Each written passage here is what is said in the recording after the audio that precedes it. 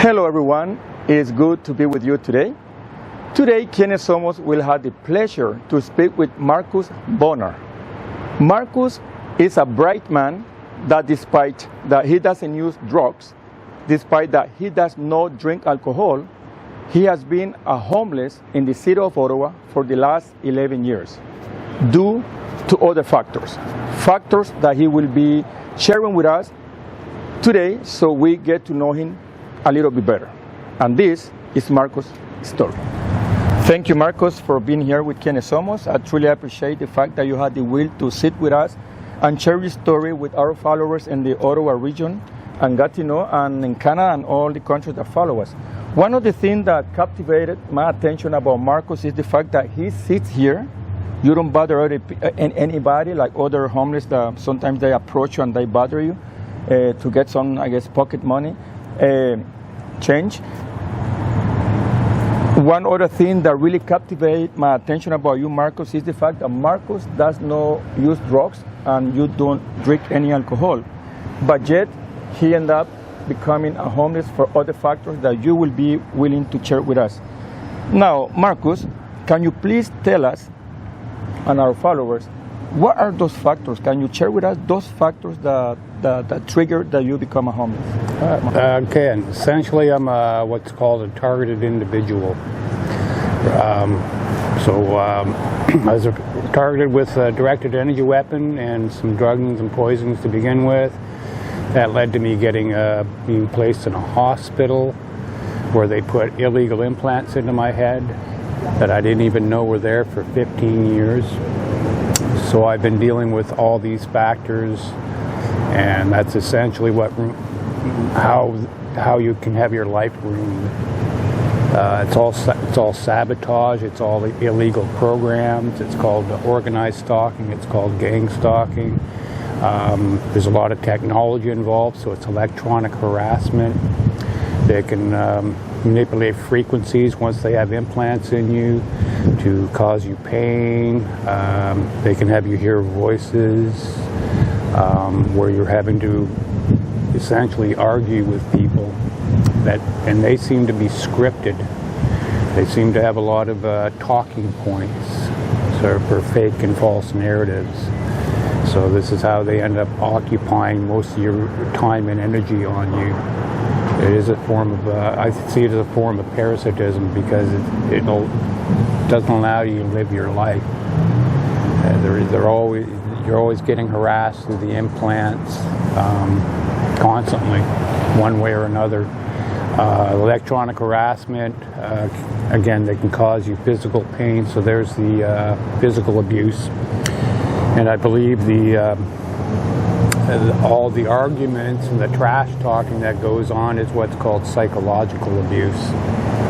So it's a two prongs. They're trying to get you from two different angles. And that's basically the gist of it right there. The silent weapons for quiet wars, if you've ever heard of that document or that strategy. So Marcus, this implant that you're referring to was implanted into your body when you were sick at the hospital or something like that? What they do is that you're strapped to a table, you're injected to knock you out, and that's when they do it. But without your permission, without your consent, without your knowledge, they're even there. But you were sick at the hospital? No. So how did they what implant it? happens is you get drugged when you're out on the streets. And in my case, some police showed up, threw me in the back of a paddy wagon. I assumed we were going to the police station. We ended up in the back of a hospital, the loading bay. So they didn't take me through patient's admittance. So nobody knows you're even in the hospital. So they could have easily just harvested all my organs. So this was done deliberately to you? I don't think it was. I'm of the opinion that I'm just one of Lord knows how many others it's been done to you. Because I believe these programs is they'll receive so many sets of implants at the hospital, and it's like we need this many people to put them in. So as we speak right now, in front of the camera, you had that implant in your body right now? 2 of them. There's 2. Where exactly? They're about approximately right here and right here. Both. Yeah. Both. And there's a third device on my lower jaw that came up on a dental X-ray. But unfortunately, these X-rays are now digitally formatted, so that you don't have a hard copy. So when I went back to get more photocopies of that particular X-ray, it had been erased. Now, Marcus, from the software. Now, these are the factors that trigger you to become a homeless here in Ottawa. But can you tell us a little bit more? Is there a way that these factors that trigger you to become a homeless, is there a way that you can overcome these factors? Essentially, I'm going to have to get the implants out, which means I need somebody to do an X-ray, head X-ray. That isn't.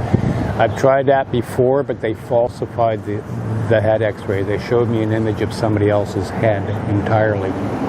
So not all these places are legit. I mean, if we can get people just to do their job, that would have been proof and evidence enough to move forward on getting them out entirely and having those who commit such crimes held to account. But again, it's like there's a medical mafia, medical tyranny where they're covering up all these crimes for each other, as far as I can tell. Other than that, it's again, I see it not just, again, this is physical, but a lot of there's spiritual warfare, whereas what they're doing I see as being very mean-spirited and ill will. So I don't see them being on the right side of the equation. You know, they're not like they're not very pro-human. They're not. I don't see them as being into peace on earth or goodwill towards others. I see it as like a lot of malice aforethought. I see it as again oppression, tyranny, and they like to brag about what they're doing. Like I've been drugged here in Ottawa and been told to suck it up, Nazi, even though I have no history with anyone here. These are a bunch of university students that were telling me that. So they obviously all knew that I'd been drugged or poisoned. And again, they're the sort of party crowd. So they're the drug swallowers, so they're the followers. And their leaders are obviously the drug feeders that they'll blindly follow the orders of. And I just almost like domestic terror groups. Marcus, it's very interesting to know all this information that you are giving us, because anybody that is walking by right now, as we are speaking, may judge you very easy, because they don't know you. They have never interacted with you like I have been interacting with you for the last 2 years. But it's very interesting to know that the government, I will say, that they know what they're doing, right? Having you gone to the police or somewhere, an office, to denounce these things that have been done to you, perhaps other people? I have been to the police station a couple of times, and I've presented a photocopy of the implants and asked them for bug sweeping equipment, but they didn't help. Matter of fact, it's almost like they don't want to start any paperwork on you. But they know that this is a fact. They acknowledge you're even there. It's again, so they don't write down that you were in there, that you presented the evidence of, look, we got implants being embedded in people's heads in the hospitals. Do you have bug sweep equipment? You can prove this crime's occurring with that bug sweeping equipment, but they wouldn't bug sweep me. How do you find out that you had those implants behind your ears? I started doing research on the internet. Started with electronic harassment, which led to organized stalking, gang stalking. Started coming across pictures of the implants, and again, they can rack you with pain, and it is around the ears. So I put one thing together and just figured it out on my own by doing that research on the internet, listening to a lot of good content providers, because this is a big issue, not just in North America, but worldwide. I see. This Silent Weapons for Quiet Wars program or system. Now, Marcus, before we end up this small interview that you agree upon, what message, as a man, that's what I see you as a man, as a human being, what message would you send to the youth in Canada, in Ottawa, so that way perhaps they don't end up due to alcoholism or drug addiction, homeless? No your case, but what message would you send to them? Again, a lot of it is sabotage, so be careful about who befriends you, be careful about what you do, who you hang out with.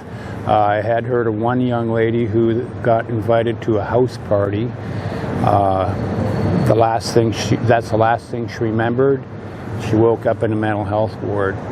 So there's another way they can get you in. You get drugged or poisoned at the house party, and you're fed into the hospital's mental health wards. And I do believe these mental health wards are being used as jails and prison and torture centers of the unsuspecting population. And it's again not just those in the hospital, but those that work with them out in the community to feed them. Because it costs over $1,000 a day to keep somebody in the hospital, and they keep these mental health wards at capacity at all times. So there's a lot of money being generated there, and it's all coming out of OHIP and other medical plans. So what they're doing is, again, it's incredible. I see it as incredibly parasitical and anti-human, just feeding off of people like like vampires, calling human beings human resources, right? So whatever we can resource rape out of you, they could harvest your organs and get $500,000 with a transplant fee. So again, you're worth this to them. Again, it's a very anti-human, cold-blooded way to think about things, but it does happen. Marcus, would you believe, or would you say that all these scenarios that you just made, or you just said, is all a plan? Absolutely. Like the death at the hospitals? Absolutely. You think that all those deaths also can be related to the conspiracy that a lot of people are saying about the COVID, the pandemic? It's the Great Reset. Again, it's plandemics, scamdemics, and it's medical mafia, medical tyranny with the judicial tyranny. They're using again, they want to bring martial law in and use public health as the excuse to do so. It's all attack on rights, freedoms, liberty, legitimate rule of law. Because I know there's been a lot of speculation going around the city that homeless people, they gather together, some of them smoke together, sleep together, and they haven't caught the virus, and they haven't even died. But other people that are not in a group have been dying. Yep. If they're getting the vaccinations, they'll be doing the dying. That people, unless you're in a city where they target the homeless, where they will put you in a hospital, they will try to inhibit you because they get paid money for every COVID death. I see. Marcus, my last question. It's a good way to clean up people, the undesirables, they'll call them. My last question, Marcus, will be, you are willing to overcome these factors that make you homeless, right? Mm-hmm. Would you like to go back and live a normal life? Absolutely. If you are able to overcome these factors? Absolutely. And how can people perhaps start helping you if you need help? Prayers are always good. Prayers? A lot of it is spiritual warfare. You know, the enemy is, again, it's malice aforethought, it's mean-spirited ill will.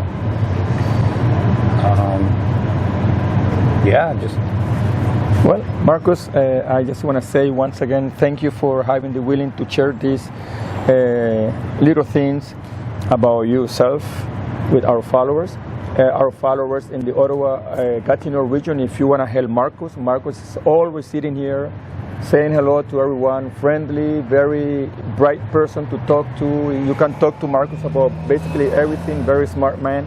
He's always located at the Starbucks that is at the corners of Metcalf Street and Slater Street. If you can come with any kind of help, Marcus will be happy to receive that kind of help. Thank you, Marcus, again. And I hope truly that you overcome all those factors and you can have a successful life. Cheers. God bless. Thank you again. Thank you. As humans, we are quick to judge people without knowing what they may have gone through. Yes, indeed, there are some people in Ottawa that became homeless due to their addiction to alcohol and drug user. However, there is people like Marcus that became homeless due to other factors that they are really willing and ready to overcome. I'm Danilo Velasquez and the City of Ottawa for Quienes Somos News. Until next time.